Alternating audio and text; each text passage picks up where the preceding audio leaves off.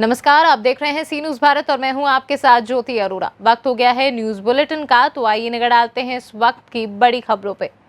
खबर मध्य प्रदेश के बुरहानपुर से है, जहां जिले से 40 किलोमीटर दूर ग्राम भावसा डैम में अचानक पानी आने से पेड़ पर बैठे बंदर पानी में डूब गए। कई दिनों से भूखे प्यासे बंदर यहां बैठे हुए थे, जिसके कारण वो पेड़ से उतर नहीं पाए और कई बंदर बैठे बैठे ही मर गए। इसकी सूचना मीडिया कर्मियों द्वारा फॉरेस्ट के उच्च अधिकारी को दी गई, जिसके बाद फॉरेस्ट टीम द्वारा नाव से बंदरों को बचाने का प्रयास जारी रखा गया। भैया बताओ कि यहाँ पर बंदर कैसे अटके थे और कौन सा क्षेत्र है ये मालवीर क्षेत्र, भावसा क्षेत्र में आता, पर मालवीर करके हमारी पंचायत मालवीर में था, मालवीर ही बोलते। कितने बंदर थे यहाँ पेड़ पे? नहीं ज़्यादा तो 50-60 बंदर थे यहाँ। तो क्या और कई बंदर ऐसे निकलने की कोशिश में पानी में कूदने गए तो वहीं तैरते नहीं आते तो वहीं मर चुके हो। कई बंदर झाड़ के ऊपर वैसे के वैसे टंगे रहे तो वैसे ही पानी में गिर गए हो। अभी कितने बंदर फंसे होंगे यहाँ पर? अभी 4 बंदर फंसे, क्या चाहते आप? निकालना चाहते और क्या। किससे गुहार लगा रहे? हम तो अभी किसी से लगा नहीं रहे थे, जो आए इनको बोल पाए थे, पर कोई इसकी सुनवाई नहीं कर रहे थे। क्या अचानक पानी आ गया था? अचानक पानी आ गया रात में। अब आप लोग ये बंदरों के बचाने के लिए क्या प्रयास कर रहे? हम क्या प्रयास करेंगे, केला रोटी है तो वो डाल के खा रहे और क्या। कौन डाल रहा है इनको केला और रोटी हम रोजाना? डाल रहे और कौन। क्या नाम तुम्हारा? गोविंद। ये लगभग 4 से 5 बंदर हैं भावसा सिंचाई डैम में, जो बरसात में अचानक पानी आने से, हो सकता है रात में बरसात में पेड़ों पे निवास करते हैं, तो बरसात में अचानक बाढ़ आ गई होगी तो निकल नहीं पाए। तो 4 से 5 बंदर की सूचना है। अब निकालने का प्रयास क्या सर?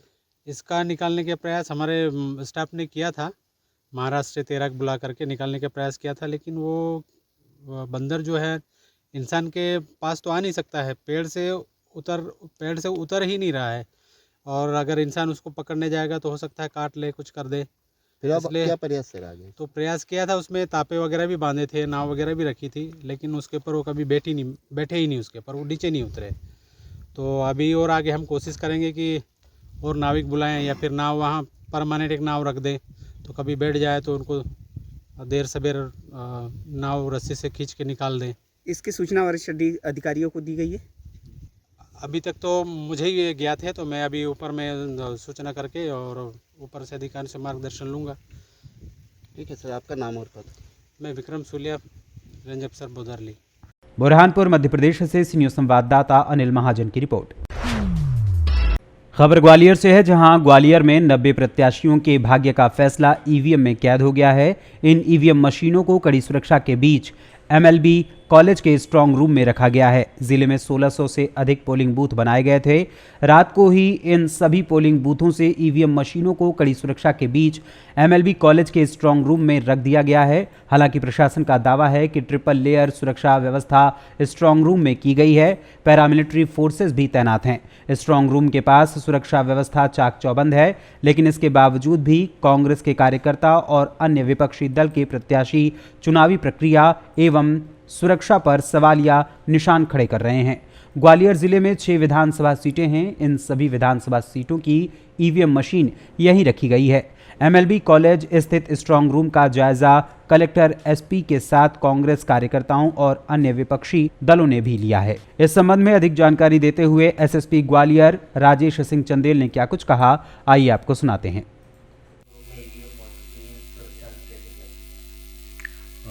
अब ईवीएम सारी स्ट्रांग रूम पहुंच गई हैं और उनको सिक्योरली सील कर लिया गया है, जो एक तरीका है, स्टैंडर्ड तरीका, जिसमें ऑब्जर्वर्स के सामने और दलों के सामने उसको सील बंद किया गया है। इसमें 3 लेयर की सिक्योरिटी रहती है। तो इसमें जो सीएपीएफ है, हमारा बीएसएफ की कंपनी है, वो उसकी स्ट्रांग रूम की जो बिल्डिंग है उसकी सिक्योरिटी के लिए लगी हुई है। उसके बाद जो कैंपस है उसको एसएफ उसको कॉर्डन करके सेकंड कॉर्डन उसका लगा है, और बाकी फिर उसमें जो कैंपस है पूरा, उसमें आने जाने के रास्तों पे जिला पुलिस का बल लगा है। इसमें 2 डीएसपीओ की ड्यूटी लगाई गई टर्न बाय टर्न, तो लगातार सुपरविजन करेंगे और इसका सुरक्षा का ध्यान रखा जाएगा।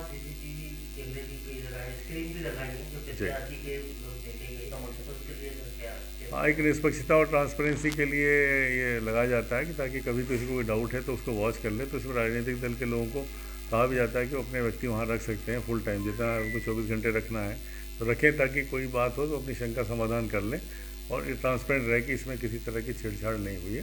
तो 24 घंटे लाइव जब तक कि अब जिस दिन काउंटिंग नहीं होगी तब तक वो व्यवस्था की गई।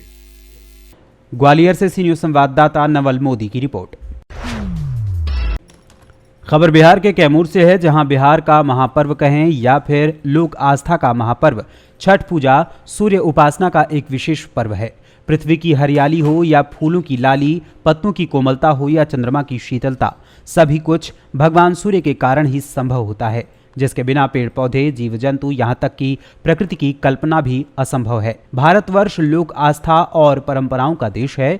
ऋषियों की ये भूमि, जहाँ उगते हुए सूर्य के साथ साथ डूबते हुए सूर्य को भी नमन किया जाता है। इसी कड़ी में रामपुर प्रखंड बेलाओं में बाल सखा समिति उर्फ आदर्श समिति के अध्यक्ष मनोज गुप्ता, सचिव नीतीश कुशवाहा, उपाध्यक्ष अशोक शाह उर्फ चोखा जी, कोषाध्यक्ष गुड्डू सिंह, संस्थापक सोनू कुशवाहा, संचालक सुनील कुशवाहा, अभिभावक मथुरा प्रसाद और इस समिति के मुख्य सहयोगी पैक्स अध्यक्ष शिवजीत सिंह, समाजसेवी डॉक्टर जागेश्वर सिंह के सहयोग से बेलाव नहर पुल के पास सूर्य भगवान की प्रतिमा स्थापित की गई है, जो क्षेत्रवासियों के लिए आकर्षण का केंद्र बनी हुई है। कैमूर बिहार से सी न्यूज़ संवाददाता राम प्रवेश तिवारी की रिपोर्ट।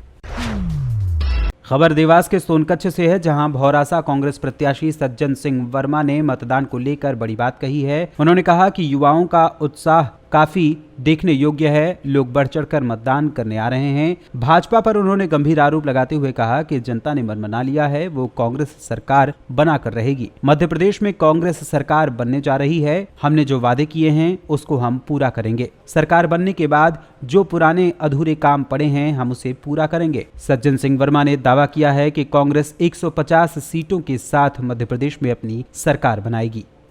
भैया बताएं कि आज वोटिंग जो आज हो रहा है इसके मामले में क्या कहेंगे और कितने आश्वस्त हो आपकी जीत के लिए? देखिए, आज लोकतंत्र का महापर्व है। 5 साल बाद विधानसभा के चुनाव हो रहे हैं और मैं जो देखता चला आ रहा हूँ, काफ़ी जगह से होकर आ रहा हूँ, एक बदलाव की हवा मध्य प्रदेश में चल रही है। मतदाता इस भ्रष्ट सरकार को बदलना चाहता है। 18 साल से एक व्यक्ति शिवराज चौहान मुख्यमंत्री के रूप में इससे 22,000 झूठ बोले हैं। नौजवानों को सब विभाग दिखाए हैं, किसानों को सब विभाग दिखाए हैं, कर्मचारी अधिकारी परेशान हैं। तो सारे लोगों ने मन बना लिया है कि इस सरकार को बदल के कांग्रेस की वो सरकार लाना है जो समरसता के सिद्धांत को लागू करे। भैया कितना आश्वस्त है, कितनी सीट आ सकती है मध्य प्रदेश? मैं समझता हूँ 145 से 150 सीट आना चाहिए। सोनकच्छ विधानसभा आप कितने वोटों से जीते? तो मेरा रिश्ता यहाँ पीछे एक घर जैसा है, हम लोगों का रिश्ता बना हुआ है सोनकच्छ और सज्जन वर्मा का। हजारों हजार वोट से मैं इस विधानसभा से जीतूंगा। सोनकच्छ का व्यक्ति भी चाहता है कि सज्जन भैया जीते भी और कांग्रेस की सरकार भी हो बनाने में सज्जन भैया। भैया जीते तो सबसे पहला तोहफा क्या देंगे सोनकच्छ विधानसभा को? ये तोहफा क्या, जो सरकार बनने के बाद जो प्रायोरिटीज़ हैं, कई जगह पुल बनना है, कई जगह अस्पताल का उन्नयन होना, और भी जो चीज़ें तहसील, हाँ, जो घोषणा हमने वचन पत्र जो बनाया है, भौरासा का अलग बनाया है, तो वो वचन पत्र हम लागू करेंगे। 5 साल का रोड मैप जारी फिर से करेंगे। सोनकच्छ की जनता को कितना प्यार मिल रहा है आपको? देखिए, मैं तो काफ़ी जगह जनसंपर्क किया, यूथ से निकल के खूब आ रहा, माता बहनों का प्यार और स्नेह के बल पे तो 38 साल से मैं यहाँ पे उनके बीच में हूँ। इसी प्यार और स्नेह की डोर और मजबूत दिख रही है। सोनकच्छ देवास से सी न्यूज़ संवाददाता साजिद पठान की रिपोर्ट। न्यूज़ बुलेटिन में फिलहाल के लिए इतना ही। देश दुनिया की तमाम बड़ी खबरों के लिए आप देखते रहिए सी न्यूज़ भारत।